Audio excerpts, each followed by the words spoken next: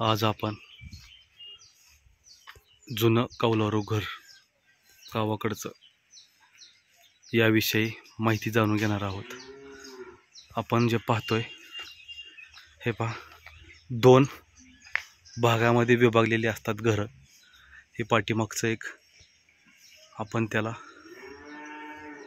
पाठीमागची room म्हणतो, कौलारू असते ती, आणि पुढचं जे असतो भाग तो पत्र्याचा भाग असतो, आणि हा पुढे अंगण असतं आणि त्याच्या पुढे शेती असते। पण जर एक्सप्लेन केलं, आपण जर पाहिलं तर ह्या घराला हवा आत जाण्यासाठी बाहेरून अशा प्रकारे खिडकी काढलेली आपल्याला पाहायला मिळते। हे बघा, आपण पाहतोय असं आहे जुनं कौलारू घर, हा त्याचा पाठीमागचा भाग आहे। बाहेरने पाहतोय बघा, हे असं कौलं आहेत जुनी, बँगलोरची कौलं, बँगलोरची म्हणतात त्याला, पण मंगलोर किंवा बँगलोर म्हणजे जे कोकणामध्ये घरं असतात अशा प्रकारची ही घरं आहे होती जुनी। हे पाहतोय आपण इथं। आता जर आपण घराच्या भिंती पाहिल्या जुन्या, हे बघा ह्यांचं घर आहे, हे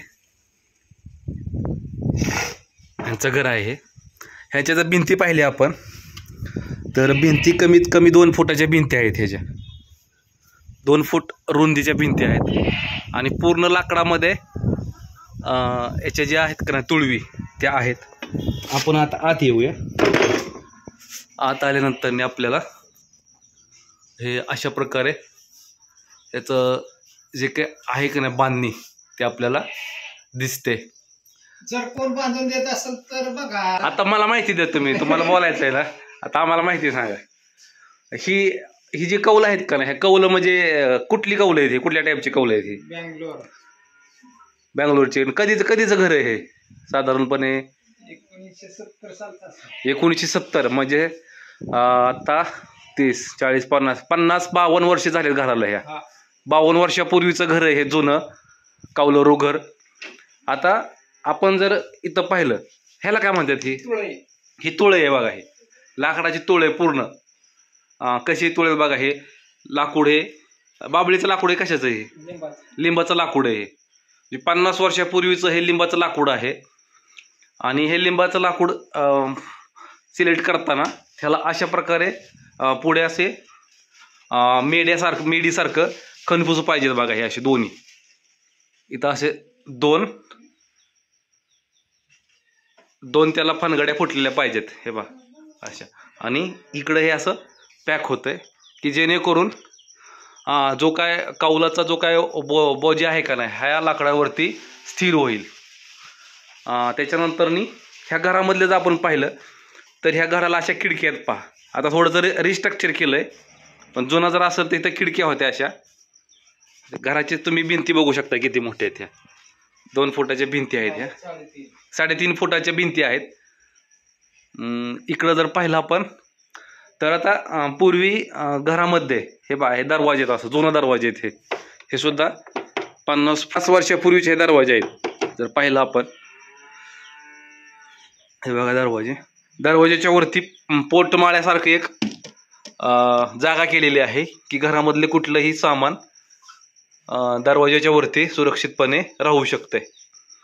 त्याच्यानंतर घरामध्ये बघा, त्या जुन्या घरामध्ये अशी एक फरतळ असते। फरतळ म्हणजे आत्ताच आपण कपाट म्हणतो तशी ही फरतळ आहे पहा।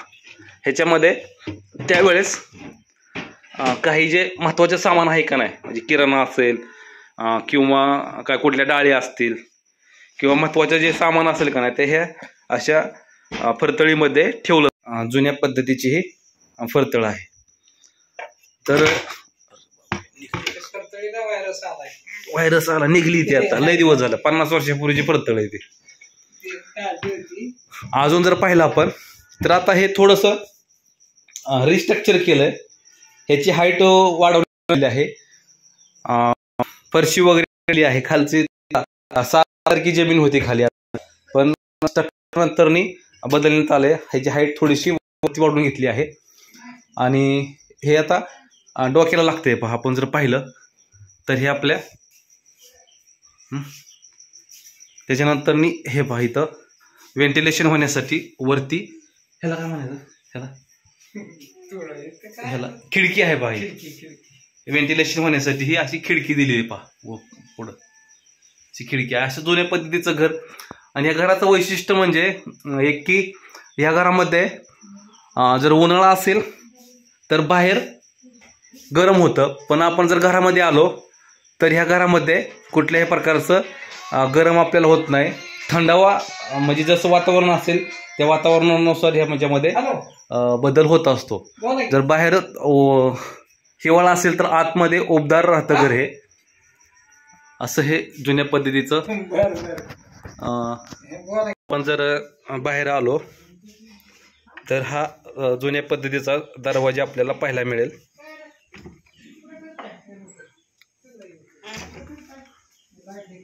हे पहा दरवाजा.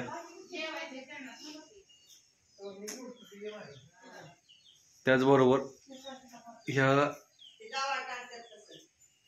घराच्या बाहेर नंतरने एक पत्र्याची अशा प्रकारे रूम काढलेली आपल्याला पाहायला मिळते.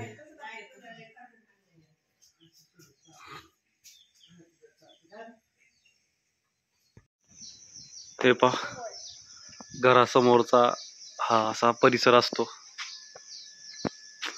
बाहेर बसाय उठायला अशी एक बारगजी असते, जेणेकरून लोक इथं आलेली बसू शकतात. उन्हाळ्यात सुद्धा या ठिकाणी बसण्यासाठी जागा आहे. हे घराचं समोरचं अंगण आपण पाहतोय. ही झाडं पुढं